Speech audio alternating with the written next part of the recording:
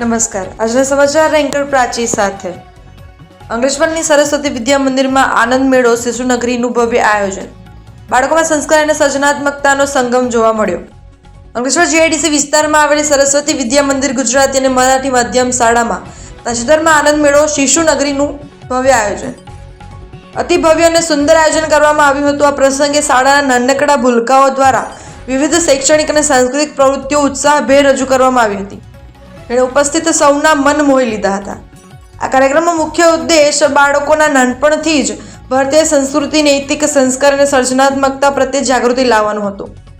મેળા દરમિયાન વિદ્યાર્થીઓએ વિવિધ સ્ટોલ, મનોરંજક રમતો, પરંપરાગત વાનગીઓ અને અદ્ભુત હસ્તકલા પ્રદર્શન દ્વારા પોતાની છુપાયેલી પ્રતિભાનું પ્રદર્શન કર્યું હતું.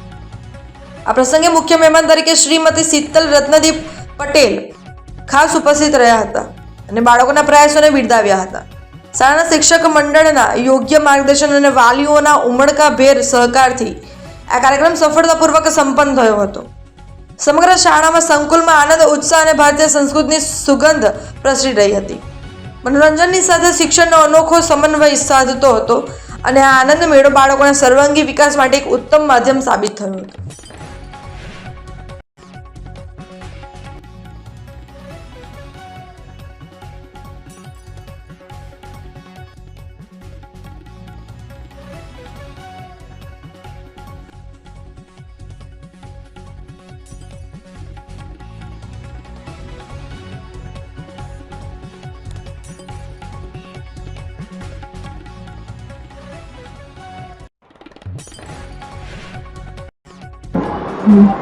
આજનો કાર્યક્રમ બહુ જ સરસ છે. અહીંયા આનંદ મેળામાં બધી જ રીતે વ્યવસ્થા કરવામાં આવી છે. બધા શિક્ષકોથી માંડીને બધાને મહેનત લીધી છે. અહીંયા વિદ્યાર્થીઓ અને તથા એમના વાલીઓ બધા સાથ સહકાર આપીને કેટલા એક્સાઇટેડ થઈને અહીંયા સહભાગ લઈને આવ્યા છે અને ઉત્સાહથી બધો કાર્યક્રમ સરસ રીતે પાર પડે છે. એ બધું જોઈને એટલી જાણ થઈ કે આપણી ભારતીય સંસ્કૃતિને, સનાતન સંસ્કૃતિને જોવું હોય તો અહીંયાના કાર્યક્રમમાં એનું દર્શન મળે છે. આપણા ભારત દેશમાં રહીને આજે લાગે છે કે એ સ્કૂલમાં ભારત દેશનું દર્શન થયો. એટલી આપણી સંસ્કૃતિ હરેક કલાકૃતિમાં, એક્ટિવિટીમાં જોવા મળી. અહીંયા આવીને અમને બહુ આનંદ થયો. અને આવી રીતે જ આપણી આ સરસ્વતી વિદ્યા મંદિર આગળ વધતી રહે અને બધા બાળકોને સુસંસ્કૃત કરતી રહે આવી આશા રાખું છું. અને દોરીક સાહેબ એમને બધી સ્કૂલને સારી રીતે હેન્ડલ કરે છે તે એમનો બી આભાર.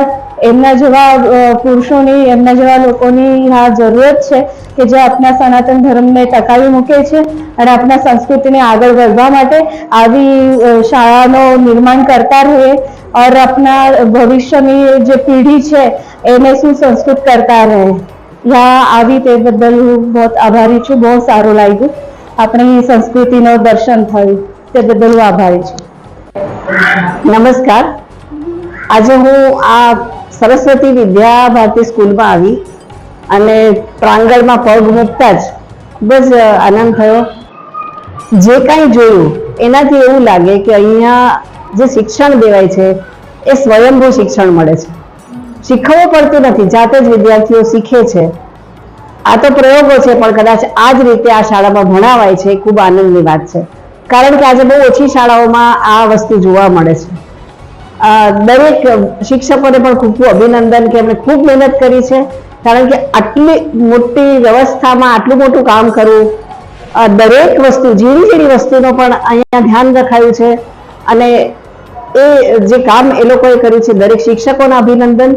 અને એની સાથે એને માર્ગદર્શન આપનાર એના ટ્રસ્ટી હોય કે જે કોઈ હોય, પ્રિન્સિપાલ હોય, એ બધાને ખૂબ ખૂબ અભિનંદન આપું છું. આવા કાર્યક્રમ વારંવાર થવા જોઈએ. આ સ્કૂલ ખૂબ જ પ્રગતિ કરે, ખૂબ જ આગળ વધે તેવી શુભેચ્છા. હરિઓમ, નમસ્કાર. આજે સરસ્વતી વિદ્યા મંદિરમાં અમે શિશુનગરીનું આયોજન કર્યું છે. તો તમને જિજ્ઞાસા થશે કે શિશુનગરી શું છે? શિશુનગરી એટલે શિશુના બાળકોને, 3 થી 6 વર્ષના બાળકોને વિદ્યાલયમાં આવે છે તો અમે શું શીખવાડીએ? તે બાર વ્યવસ્થા આધારિત અમારું શિશુનું શિક્ષણ અપાતું હોય છે. તો જીવનનો ઘનિષ્ઠતમ અનુભવ, તો તેમાં શું શું શીખવાય? તો પંચમહાભૂતોનો પરિચય, પ્રાણી સૃષ્ટિનો પરિચય, લલિત કલા, હસ્તકલા, ઘડીકામ, પદાર્થના ગુણધર્મનો પરિચય, તો જીવ સૃષ્ટિનો પરિચય, આ બધું શીખવાડાતું હોય છે.